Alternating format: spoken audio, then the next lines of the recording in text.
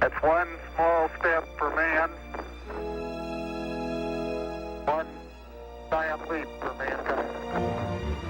It is the first human footstep on the moon, and the world is forever changed. Fantastic feeling. It was one of great accomplishment. It was almost miraculous. We did it for all the right reasons. We did come in peace for all mankind. On July 20th, 1969, as the lunar dust compresses beneath the boot of astronaut Neil Armstrong, NASA's Apollo project scores a bullseye.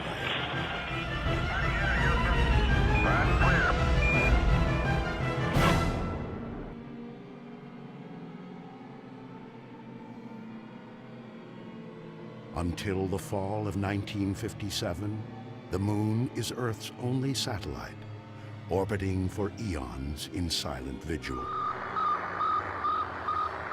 That October, the hush of space and America's sense of security is shattered by Sputnik.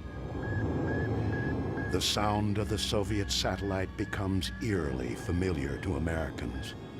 Fears escalate that the Cold War could heat up with catastrophic effect. Immediately everyone thought, well, they're now able to really send their military machines around the world up above. Who is not going to be in danger? President Eisenhower combined several agencies working on rocketry and flight to create one civilian agency, the National Aeronautics and Space Administration. Over the next years, the United States successfully launches satellites with great scientific payback. To prepare for human flight, several animals, including a chimpanzee named Ham, survived the ride to space and back. But once again, these American accomplishments are eclipsed by the Soviet space machine. April 12, 1961, cosmonaut Yuri Gagarin becomes the first human in space. To temper this latest Soviet triumph, the U.S. needs to put its own man in space. That man is astronaut Alan Shepard. 1.2 G. Shepard's flight had tremendous impact.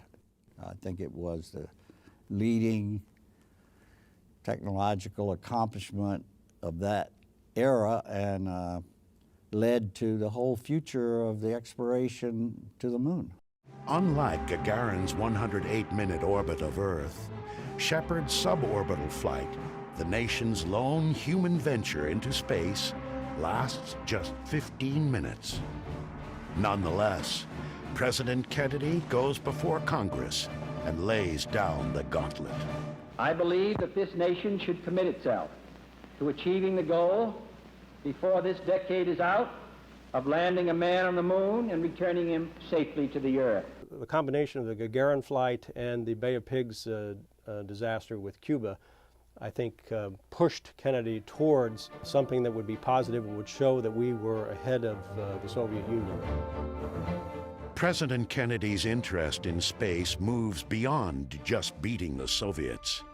As his passion grows, so does his rhetoric. We choose to go to the moon in this decade and do the other things, not because they are easy, but because they are hard. It will take an all-out effort by thousands of dedicated Americans to design and build the machines and methodologies needed to succeed, one small step at a time. Godspeed, John Glenn. February 20th, 1962. John Glenn circumnavigates the Earth 3 times. The single most important factor was that man could survive and perform as well at 0 gravity as he could at 1 G. 0 G, and I feel fine. By May 1963, the U.S. Mercury program flies 6 manned flights. But the last, Gordon Cooper's 34-hour solo mission, still leaves the moon out of America's reach. The Gemini program is the next step. Its larger capsule carries 2 astronauts. Mercury veteran Gus Grissom flies with John Young aboard Gemini 3, the program's first manned flight. On Gemini 4, Ed White opens the hatch and steps out into the void as America's first spacewalker. I feel like $1 million. I'm gonna pick up. Extravehicular activity, EVA, in NASA speak, is critical to a moon mission. Go. 5, 4, 3, 2, 1. Ignition. Engine start. So too is the ability of 2 spacecraft to meet up or rendezvous in space. It happens on Jim Lovell's first flight. The first rendezvous, Gemini 6 with Gemini 7, I think was a magnificent milestone in the quest to go to the moon, because we had to determine the types of rendezvous that we want to do around the moon, and we first had it just about around the Earth.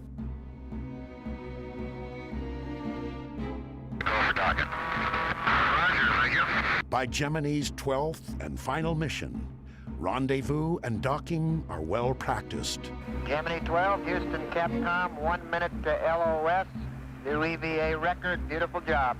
NASA is now ready to shoot for the moon. But there are just 3 years left to meet President Kennedy's goal, and no one really knows how close the highly secretive Soviets are.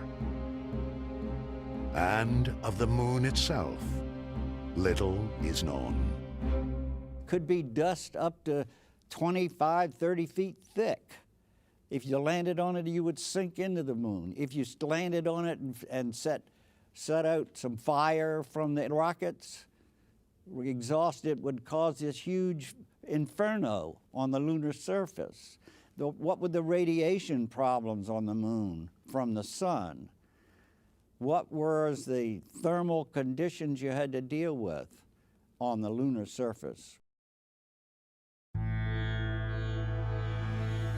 Getting answers falls to a series of robotic spacecraft.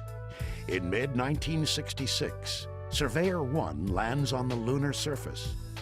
The 11,000 photos it sends back help to dispel fear and clear the way for the Apollo moon landing program. 2 short months after the final Gemini flight, astronauts Gus Grissom, Ed White, and Roger Chaffee are posing for photos.